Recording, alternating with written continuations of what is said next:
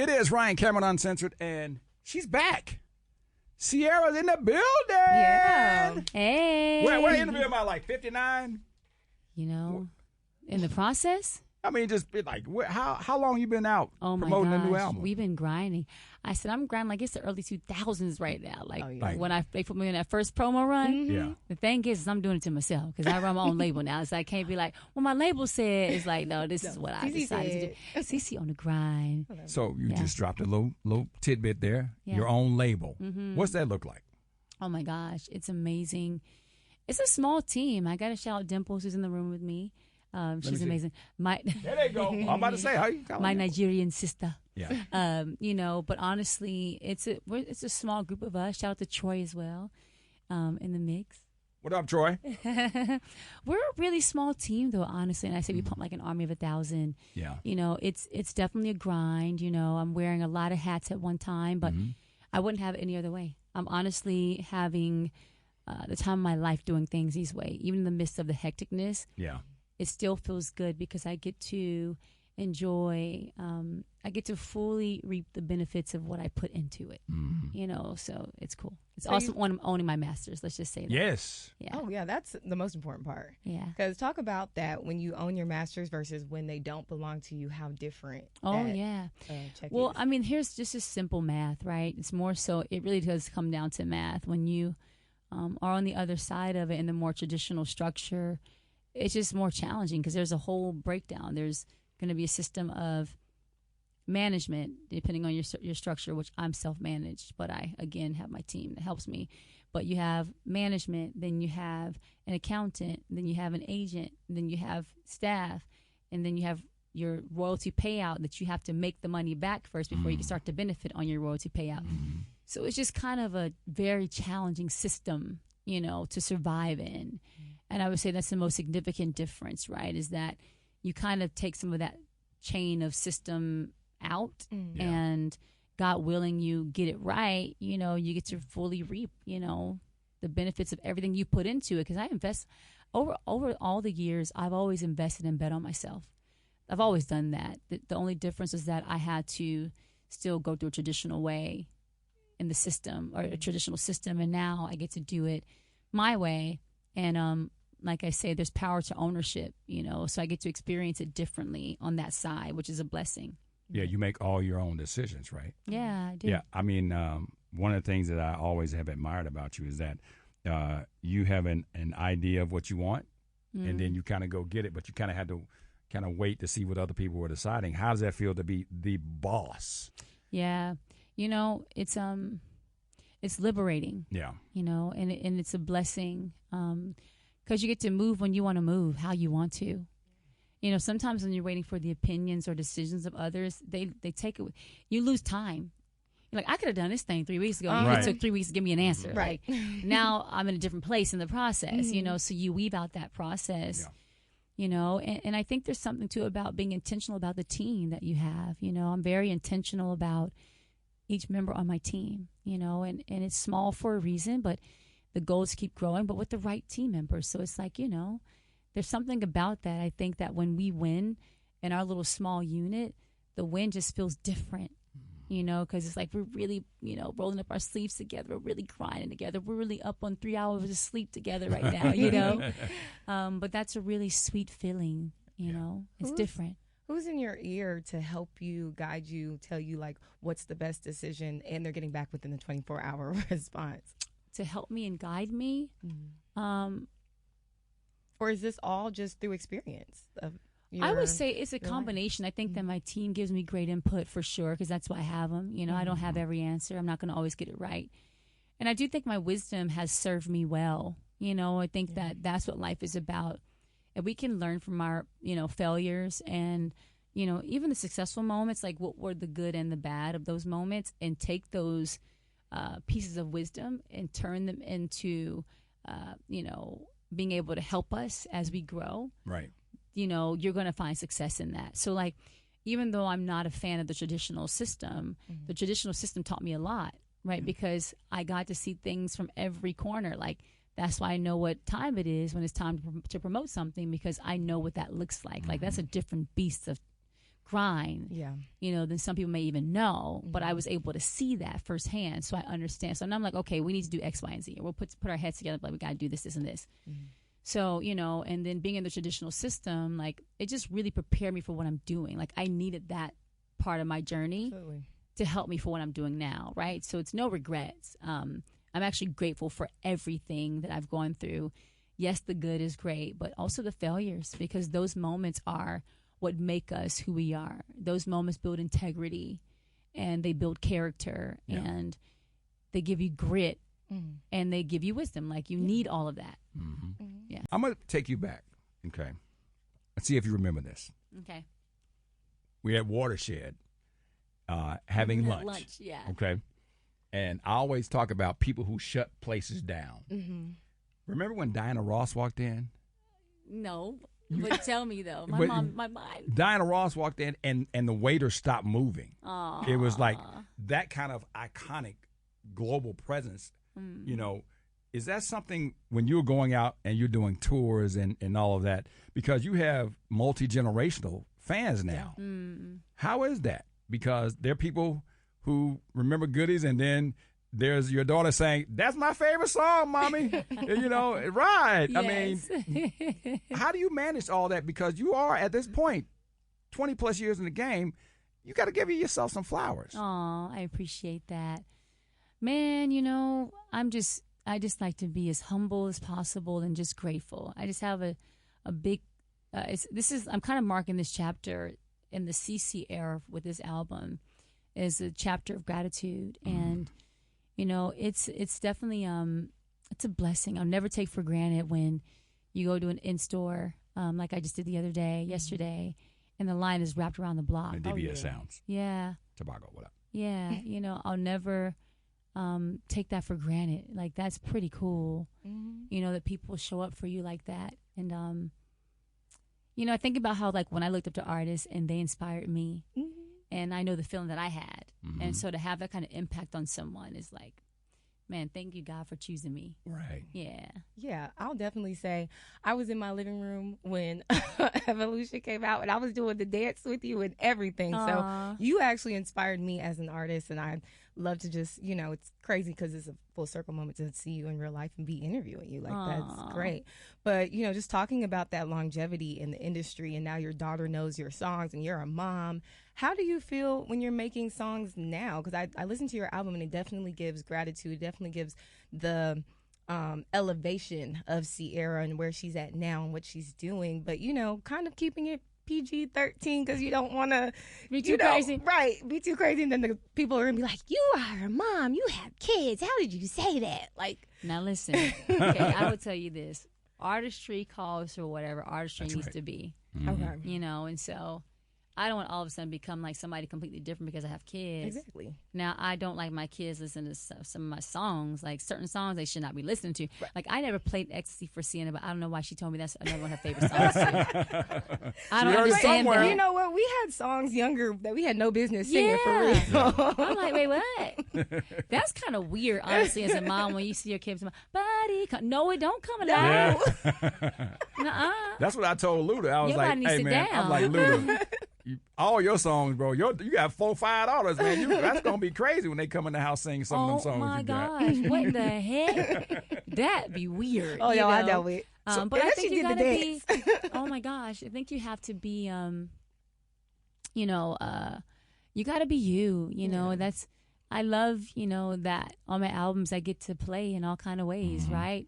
That's a big part of me. Like you said, there are the rides of the world, and Promises, a little bit more in the middle of that kind of energy, not as strong as the rides or even Ecstasy, but I love that I can do those kind of songs. And then to your point, thank God for songs like 1-2 Step and Level Up, that I still can cover a certain audience there. And as you mentioned earlier, Ryan, I mean, it's a gift to be here 21 years later and to know, there's certain songs that still, when they come on, like 1-2 Step or, Goodies, those records, for me, if someone plays the beat, it's my song. Exactly. Yes. What a gift, right? It's a Ciara sound. It is. Yeah. And then fast forward to songs like Level Up, it's back trending again, right?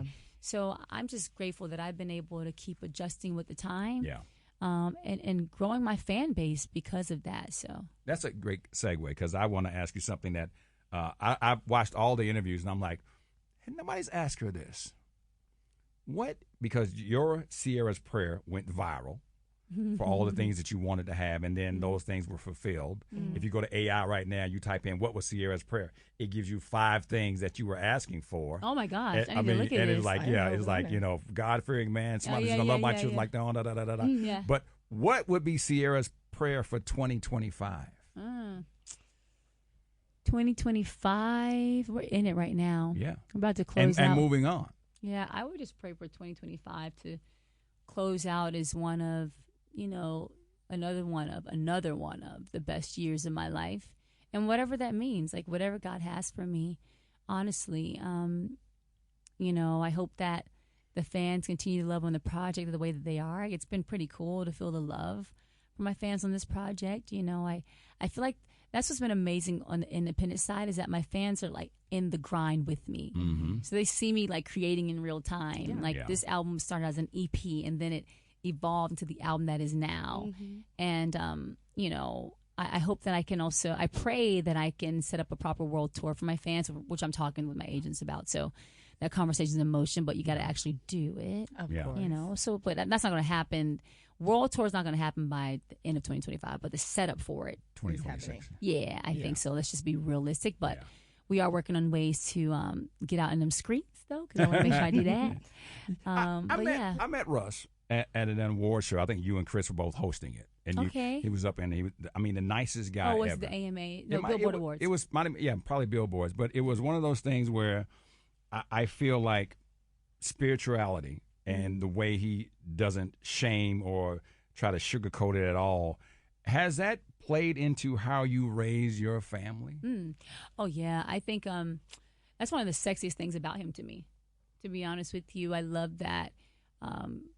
From day one, I actually prayed for a God-fearing man, and he was that. But I love how he can bust out the word, and educate me, in the process sometimes.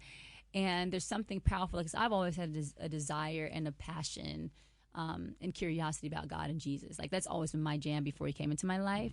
I think that because of the passion and desire that we both have, and that wonder, like, it just makes us even stronger together. Right.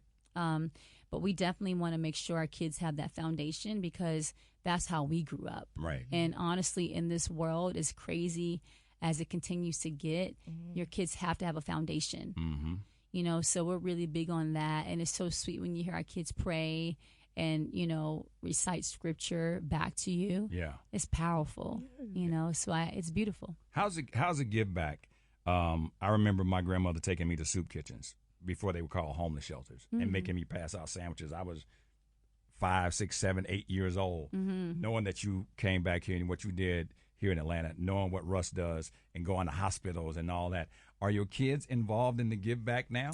Yeah, they are. Actually, when the fires happened in LA, they went with us to Baby to Baby. Actually, one of our, I'm actually a board member on this organization called Baby to Baby, where they help supply babies from all over the world with needs, especially in the midst of disasters. Right.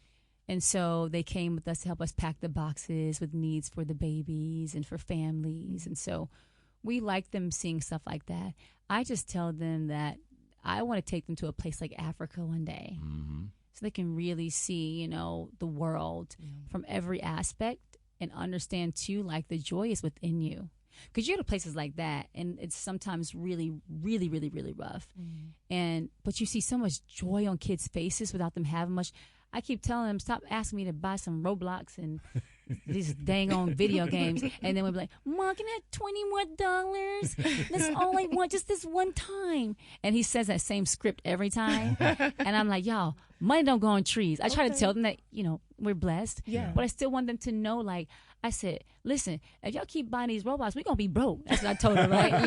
I'm trying to put some drama on it somewhere, Gotta put some little sauce They need on. to have perspective. Right. They need to keep it humble. Right. Basic things, though. Please and thank you. Yes, ma'am. No, ma'am. All those things matter for us. So we're working hard. We're doing our best at keeping our kids in line. That's good. I want to jump back because you mentioned a world tour, Yes. a CiCi world tour. Yeah.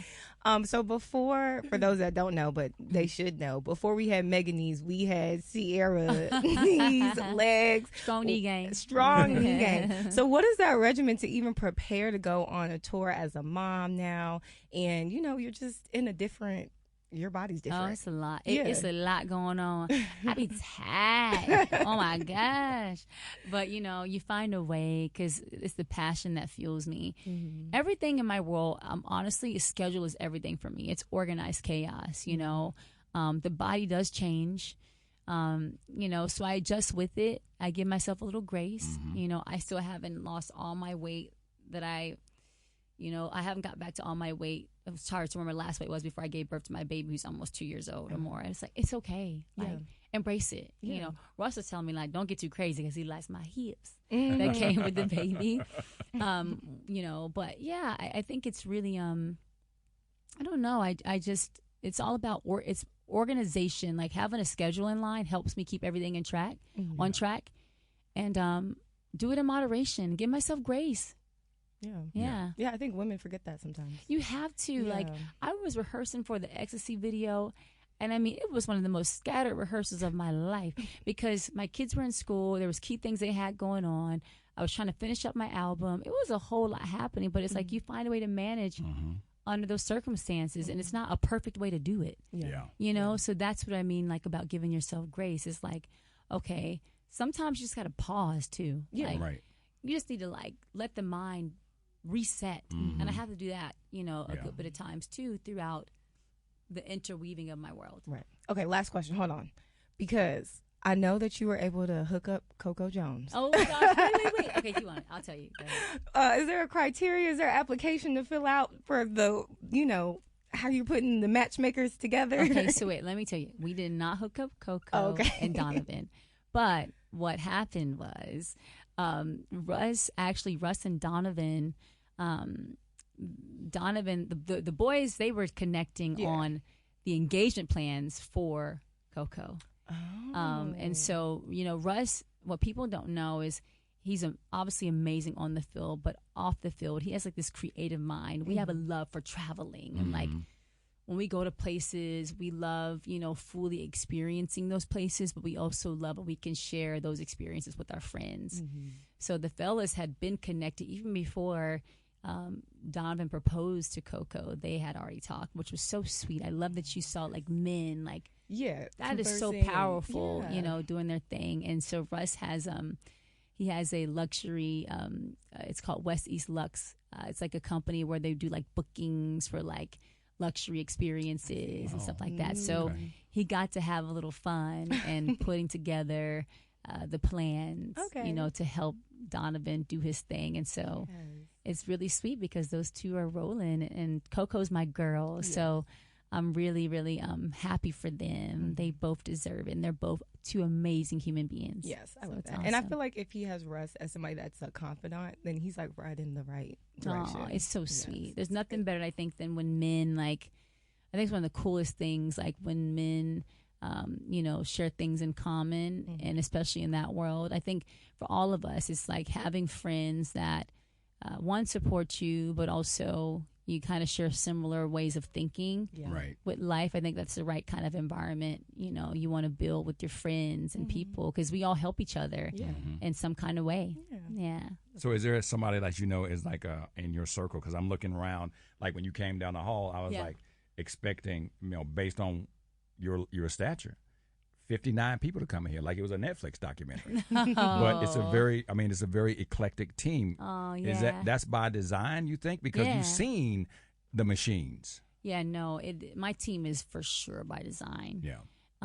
You know, it's important to me. You know, everyone who goes with me on this journey, you know, is important to me, and I hope that, you know, they feel the same because, you know, when I win, we all win together, you know, and so there's power in that, and you got to see each other every day, darn near, you know, so you want to have like the best environment that, you know, is suited for you, like that the best environment, you know, for you. So yeah, I don't really like a whole lot To be honest with you, I think less is more for me sometimes.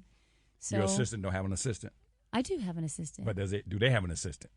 No, they don't have an assistant. Unless they use AI. You know, because you got people that they have the code word to get to you. What's the code word for that? Yeah. No. You know, listen, I think that everything is about efficiency. Sometimes you can have so many people and people are stepping on each other's toes, right?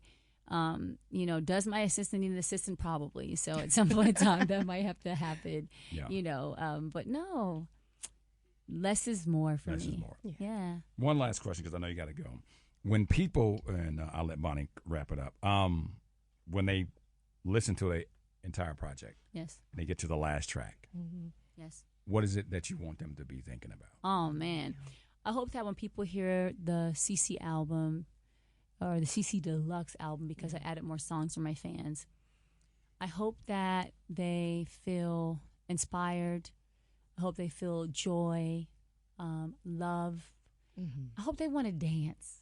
That's what I really want to make you. I want you to dance. The last song is a slower song, so it's called LMOL. It stands for Love Me Out Loud. Yes, that was such a love song. That's very powerful, Yes, I love that. The power of loving someone out loud is so beautiful. So if you're ending on that note, you know, you might kind of be like in a very, you might be thinking a little bit, but if you think about the whole album. I was like, I need to find someone to love like this. If you think about the whole album, though, I just want for people to have joy, want to dance, want to feel inspired, feel motivated in whatever way you need.